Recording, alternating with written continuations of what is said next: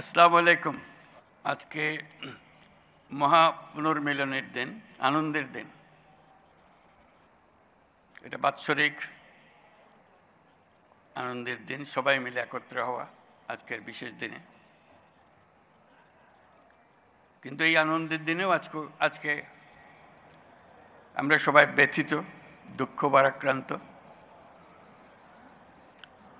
হঠাৎ ভূমিকম্পের কারণে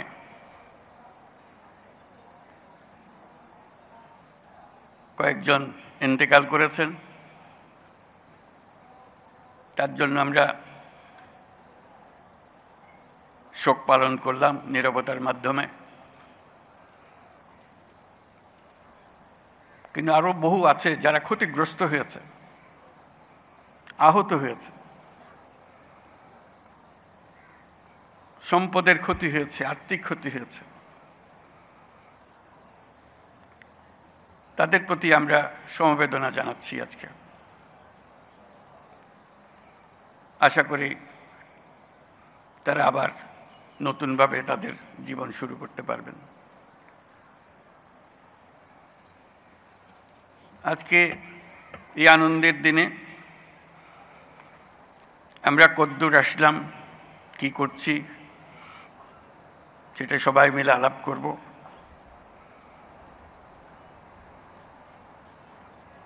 এবং এর প্রেক্ষিত আপনাদের জানা আছে, আমরা শিগগিরই একটা নির্বাচনের দিকে যাচ্ছি, তার প্রস্তুতি। এই নির্বাচনের মাধ্যমে আমরা নতুন বাংলাদেশের পথে যাত্রা করব, সেটাই আমাদের স্বপ্ন। এই নির্বাচন যেন সর্বাঙ্গ সুন্দর হয়, আনন্দমুখর হয়, উৎসবমুখর হয়, এবং আমাদেরকে সেই যাত্রাপথে সুন্দরভাবে রওনা করে দিতে পারে, সেটার জন্য আমরা সবাই মিলে চেষ্টা করব। বিসমিল্লাহির রহমানির রহিম। প্রিয় সহকর্মীবৃন্দ, তিন বাহিনীর প্রধানগণ, সশস্ত্র বাহিনীর অবসরপ্রাপ্ত ও কর্মরত সদস্য ও তাদের পরিবারবর্গ, সম্মানিত অতিথিবৃন্দ, distinguished guests from different friendly countries, আসসালামু আলাইকুম। সশস্ত্র বাহিনী দিবস উদযাপন উপলক্ষে আয়োজিত আজকের এই সম্বর্ধনা অনুষ্ঠানে আপনাদের সকলকে স্বাগত জানাই। আজকের এই বিশেষ দিনে আমি সশ্রদ্ধ চিত্তে স্মরণ করছি মহান মুক্তিযুদ্ধের সকল শহীদ, যুদ্ধাহত এবং অন্যান্য সকল বীর মুক্তিযোদ্ধাদের, যাদের আত্মত্যাগের বিনিময়ে অর্জিত হয়েছে আমাদের স্বাধীনতা। একই সাথে আমি শ্রদ্ধা জানাচ্ছি 2024 সালের জুলাই আগস্ট মাসে ছাত্র জনতার অভ্যুত্থানের সকল শহীদ, আহত এবং অংশগ্রহণকারী সর্বস্তরের মানুষের প্রতি, যাদের দুঃসাহসিক আত্মত্যাগ আমাদের দেশ পুনর্গঠনের একটি নতুন সুযোগ সৃষ্টি করে দিয়েছে। বাংলাদেশ সশস্ত্র বাহিনীর জন্ম 1971 সালে রণক্ষেত্রে। 71 সালের 25শে মার্চ হানাদার বাহিনীর নৃশংস আক্রমণের পরপরই 27শে মার্চ চট্টগ্রামের কালুরঘাট বেতার কেন্দ্র থেকে তৎকালীন মেজর এবং পরবর্তীতে রাষ্ট্রপতি জিয়াউর রহমান বাংলাদেশের স্বাধীনতা ঘোষণা করেছিলেন। এরই ধারাবাহিকতায় 21শে নভেম্বর সেনাবাহিনীর সাথে নৌ ও বিমান বাহিনী সম্মিলিতভাবে পাকিস্তানি বাহিনীর বিরুদ্ধে লড়াই শুরু করে। এই কারণেই 21শে নভেম্বরকে মুক্তিযুদ্ধের একটি মাইল ফলক হিসেবে গৌরবের সাথে পালন করা হয়। আজকে সেই 21শে নভেম্বর। আমরা যদি বিজয় অর্জন না করতাম, তাহলে মুক্তিযুদ্ধের বীর সেনাদের মৃত্যুদণ্ড ছিল অনিবার্য। অসহনীয় হয়ে যেত তাদের পরিবারের সকল সদস্যের জীবন। মুক্তিকামী সেনা, নৌ ও বিমান বাহিনীর অকুতভয় বীর সেনানীরা জীবনের পরোয়া না করে, পরিবারের ভবিষ্যতের কথা চিন্তা না করে এদেশের স্বাধীনতা যুদ্ধে ঝাঁপিয়ে পড়েছিল। তারাই এদেশের আপামর জনসাধারণকে সাহস জুগিয়েছেন। মানুষের সঙ্গে কাঁধে কাঁধ মিলিয়ে জল, স্থল ও আকাশপথে সম্মিলিতভাবে প্রতিরোধ গড়ে তুলে দেশমাতৃকাকে পরাধীনতার শৃঙ্খল থেকে মুক্ত করে এনেছেন। মুক্তিযুদ্ধকে বেগবান এবং সুসংগঠিত করার লক্ষ্যে তখন বাংলাদেশ ফোর্সেস গঠন করা হয়েছিল, যার অধীনে 11টি সেক্টরে বিভিন্ন দেশের বিভিন্ন অংশ থেকে আসা মুক্তিযোদ্ধাদের সামরিক প্রশিক্ষণের পাশাপাশি গেরিলা প্রশিক্ষণ দেওয়া হয়। এরই চূড়ান্ত রূপ আমরা দেখি 71 সালের 21শে নভেম্বর সেনাবাহিনী, নৌবাহিনী ও বিমান বাহিনীর সম্মিলিত অভিযানে। পাকিস্তানি সৈন্যদের বিরুদ্ধে এই যৌথ অভিযানেই 1971 সালের 16ই ডিসেম্বর বাংলাদেশের স্বাধীনতা সংগ্রামের চূড়ান্ত বিজয় এনে দিয়েছিল। 71-এর মুক্তিযুদ্ধে আমাদের সশস্ত্র বাহিনীর অবদান বাংলাদেশের ইতিহাসে স্বর্ণাক্ষরে লেখা থাকবে। সশস্ত্র বাহিনীর প্রিয় সদস্যবৃন্দ, দেশের স্বাধীনতা সার্বভৌমত্ব রক্ষার পাশাপাশি দেশ গঠন ও জাতীয় দুর্যোগ মোকাবেলায় আপনারা সর্বদাই জনগণের পাশে থেকে কাজ করে যাচ্ছেন। 2024-এর ছাত্র জনতার অভ্যুত্থান ও চলমান দেশ পুনর্গঠন ও সংস্কারের কাজেও সশস্ত্র বাহিনী বরাবরের মতোই মানুষের পাশে দাঁড়িয়ে অব্যাহতভাবে দেশের মানুষের আস্থার প্রতিদান দিয়ে যাচ্ছে।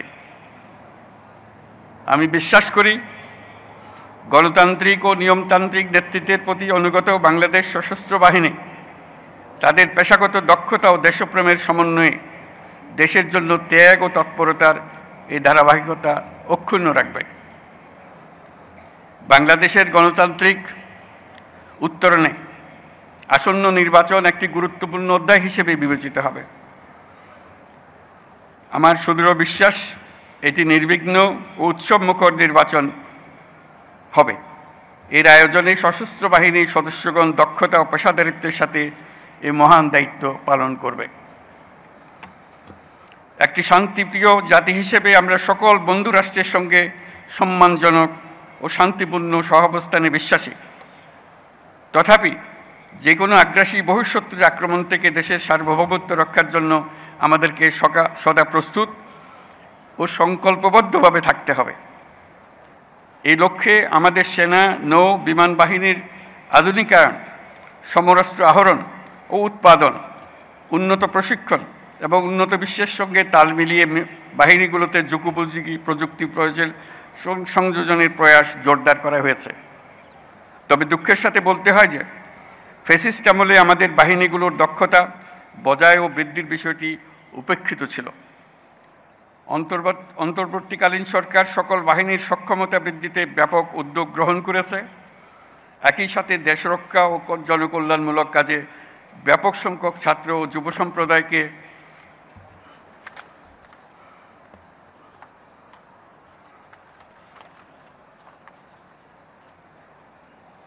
সম্পৃক্ত করার উদ্দেশ্যে বিএনসিসির কার্যক্রম বহুগুণ বৃদ্ধির নীতিগত সিদ্ধান্ত নেওয়া হয়েছে।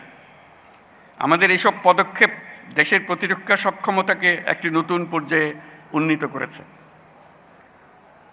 অভ্যাগত অতিথিবৃন্দ, বিগত 37 বছরে জাতিসংঘে আমাদের শান্তিরক্ষীরা সফলতার সঙ্গে 43টি দেশে 63টি মিশন সম্পন্ন করেছে। বর্তমানেও বিশ্বের বিভিন্ন প্রান্তে 10টি মিশনে আমাদের শান্তিরক্ষীরা নিয়োজিত আছেন। বাংলাদেশ বর্তমানে অন্যতম বৃহৎ নারী শান্তিরক্ষী প্রেরণকারী দেশ হিসেবেও বিশ্বে পরিচিতি লাভ করেছে। এছাড়াও সম্প্রতি কাতার ও বাংলাদেশ সশস্ত্র বাহিনীর মধ্যে প্রেষণে জনবল নিয়োগের একটি চুক্তি স্বাক্ষরিত হয়েছে, যা বিশ্ব শান্তি ও নিরাপত্তার বৈশ্বিক প্রচেষ্টায় একটি দায়িত্বশীল ও নির্ভরযোগ্য নাম হিসেবে বাংলাদেশের জন্য একটি গৌরবময় স্বীকৃতি। এই জন্য আমি সশস্ত্র বাহিনীর সদস্যদের আন্তরিক ধন্যবাদ জানাই। বাংলাদেশি শান্তিরক্ষীগণ যাতে বিশ্বের চ্যালেঞ্জিং এবং বিপজ্জনক অঞ্চলসমূহে সৃষ্ট পরিস্থিতি মোকাবেলা করতে পারে, সেই জন্য তাদের সময়োপযোগী প্রশিক্ষণ দিয়ে প্রয়োজনীয় সরঞ্জাম সরবরাহের প্রচেষ্টা অব্যাহত রাখতে হবে। প্রিয় অতিথিবৃন্দ, অগ্রহায়ণের এই বিকেলে উৎসবমুখর পরিবেশে আপনাদের সাথে দেখা হওয়ায় আমি অত্যন্ত আনন্দিত। আপনাদের উপস্থিতি আজকের এই মহতী অনুষ্ঠানকে প্রাণবন্ত ও মহিমান্বিত করেছে। এই জন্য সশস্ত্র বাহিনীর পক্ষ থেকে আপনাদেরকে সকলকে জানাই আন্তরিক ধন্যবাদ। আমি সশস্ত্র বাহিনীর সকল সদস্য ও তাদের পরিবারবর্গের সুখ, শান্তি ও কল্যাণ কামনা করছি। আমরা সবাই যেন দেশের উন্নয়ন ও অগ্রযাত্রায় ঐক্যবদ্ধভাবে কাজ করে যেতে পারি, সে আশাবাদ ব্যক্ত করছি। Now I take the privilege to thank the excellencies and distinguished guests from our friendly countries for joining us to celebrate our Armed Forces Day. On this occasion, we gratefully recall the contribution of the people of our friendly nations during our War of Liberation.